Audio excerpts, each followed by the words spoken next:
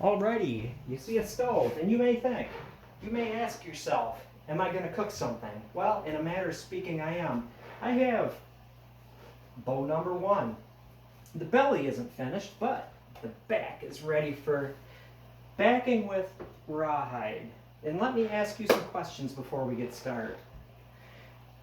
Can you make some form of a bow, some kind of a wooden thing that has like a reasonable bend? The answer is yes. You could even go and rip a piece of red oak just in a table saw. Don't even, bother to tiller it. Just get like a reasonable bend and enough draw weight. So you can do it. The second one is, can you mix powdered hide glue? It comes in a little bag. It's kind of yellowish, flaky stuff with water.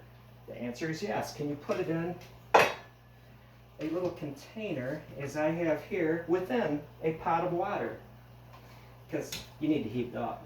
The answer is again yes. Look at this. You're batting 1,000. Can you heat up a tea kettle? Or heat up the water within a tea kettle? Yep. Are you able to go to pine holler longbows or find rawhide in any other form and lay it on the ground and then lay your slat of wood or your bow on it and trace it out with a pencil and cut it? Answer is yes. You're still doing well. Okay, so now the question is just, what kind of techniques does it require to take a piece of wood and glue rawhide onto it? Because it's not like it's easy. It's a series of steps. You just have to follow each step. Now if you have, say, greased it and heated it in order to like get wonks out or put bends in here and there, there's another step. But this is simply a nice clean piece of wood, and oak, I believe, is ring porous. Red oak is. There's a little difference between red and white. Needless to say, it can absorb stuff. And I am going to show you the best way to provide soaking in of glue into the wood. But first of all, what do I need to do? I need to take my rawhide. Let's get that set. And I've said it before, and I'll say it again. I do not soak these in water, because if you fill this space in the fibers with water, it won't allow glue to soak in. So soak it in some gluey water. I'm going to use this, and even though it's tapered, and when you wrap these things up tight, they're going to pop out, I have a lid for it. Soap is your friend. Remember that. Dishwashing detergent is your friend because it helps break down surface tensions and magically allow stuff to soak into something else. But I am going to take some hide glue, and I want to use a thinner mixture for soaking my rawhide in. And so hopefully you can see this. If you cannot, if it's below your angle of view, all I'm doing is taking my spoon and glopping some hide glue into my rawhide soaking chamber. And you might think it's going to be too weak to use for sinew backing or something else. Look at that, it's jellying because it's not hot enough yet. But that's all right. That means that I mixed it thick enough. Blick.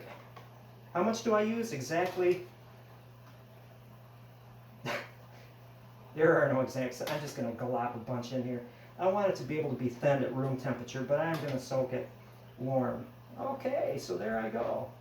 I am not done yet, because this would not be able to suck into the fibers of the rawhide. So I have to do some things here. First of all, did I start a thought? A few drops, whatever. Did I start a thought about this stuff? Like you're not going to waste it if you're going to be doing sinew backing because it's so thin? Well, don't worry about it. Just pour it right back into your glue pot, because stuff evaporates. And so having watery stuff in there won't hurt. Okay, all right. There we go. Is that perfect? Look at that, I'm going to carry some more in there. Oh yeah. Maybe another spoonful or two. You don't want to have boiling hot water though in here, because if you did, you'd put your rawhide in there and it'd shrink and shrivel. That's not good. Okay, let me get my spoon here. I might put more in there. That's great. Ugh. Mix it thoroughly. It's a nice amber color, so it's good. I'm going to make sure you can see what I'm doing here. Oh, you can. Okay. So this could be tricky at first because this rawhide is stiff. There we go. And after it gets a little loose, this is really stiff. Oh, before I cut it out, well, I cut it out and then I put this on a sanding block and sanded it because these are going to overlap, and you see I sanded the back of this. Didn't sand the back of that because that's going to be over there. To help purchase, because this is one of the areas where you might have some problems, especially if you use tight bond. You can glue these with tight bond after you soak them in water and then just peel them right off when they dry, but this method, it's anchored. It's down. Hey! You're fired, cat. You are no longer a part of this operation. Wrapping it up, and whoa! Don't tell your wife you just splashed hide glue all over the place. I'm going to fill the rest of that. There we go. And quickly stick this top on before it like freaks out. Step 1 completed. God. John made a mess. Clean up your mess. There we go. Okay, so next up. Bleh. I'm going to take my pine holler longbow mud, splash some water in it. Exactly how much does not matter. There. Stir that around. I'm not going to like that, salt tastes gross. There we go. Let's get this warm. Because you want to have the bow warm when you size it. Nothing worse than a chilly bow. Yep, that's good glue. Important factoid number 1. The hide, rawhide, is going to be on the back of the bow. And it's going to go over the edges, hopefully. You know, I cut it outside the lines. Do not worry about being neat along the edges. I do not want to have a situation where I've got the sized bow and the rawhide is all ready to go. Put it on there and the rawhide is going over unsized wood. So don't worry about getting a little extra on here. I'm going to heat my bow. Nice and warm, but not hot. You don't want it to flash evaporate. You just want it warm.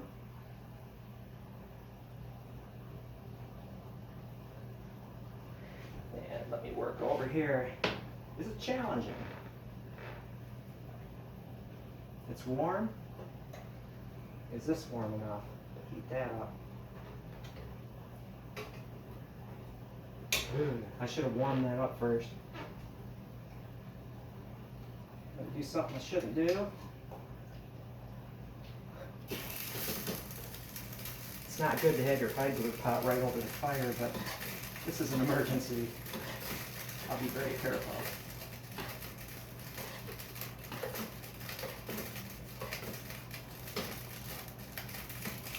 There. Look at that smoke. That did it, thinned it out. Okay, back to reality. Look at this, I'm dipping my fingers in that water over that hot bowl, warm bowl, then following it up with hide glue. There we go. If you get glops on this, you need to either heat your bow up. Now I'm getting it right on the sides, even beyond where that it's going to go on. There we go. Fingers in the water. Heat, you have to be careful, you don't want to scorch your glue. You can feel the grains lifting up, so it's... The funny thing is that when you heat wood, the air within that wood expands, and then when it cools, it contracts. So I am sucking glue into the bow by heating it up and then letting it cool. There we go. Now the dippy and then dipping in the glue, that takes care of that issue of having a thin mixture of hide glue. Rub some more water on that. There we go. Heat it up there. It's kind of messy, but whatever. It'll sand off the belly and stuff. And heating it keeps it liquefied longer, which allows it to soak in even better. There we go. First coat done on that. And how many times do I do this? I do not need to heat it again for the second coat of sizing. I do not need to use the water again. All I want to do is get that first layer sucked right into the wood. Look how tricky I am.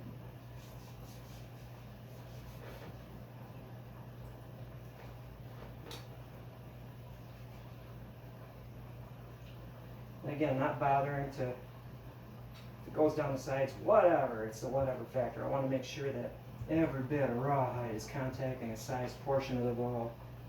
Neatness does not count. Neatness is not necessarily your friend. Let's follow it up with some water, some soapy water. I bet you can do this. I bet you can rawhide back a bow nicely.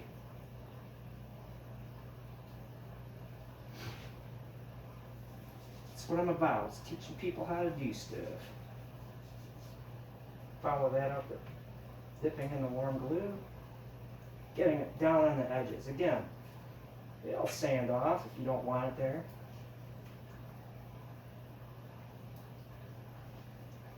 Here, and it's not glopping. It's not glopping on here because of the heat. It's staying liquefied and soaking in, making that strong bond that we so love.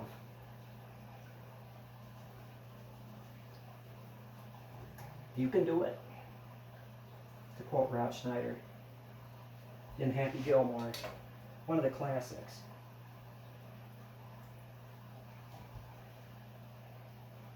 If I get my gluey fingerprints on the belly, doesn't matter. It doesn't matter at all. It'll sand off. I don't do final tillering until after, and it's bubbling up, which means that the air is like expanding and coming out. When it cools off, it will do the reverse. Now this is definitely where you want to get enough glue in the side so the rawhide doesn't go over when it stretches out when it's wet. Let's get the handle.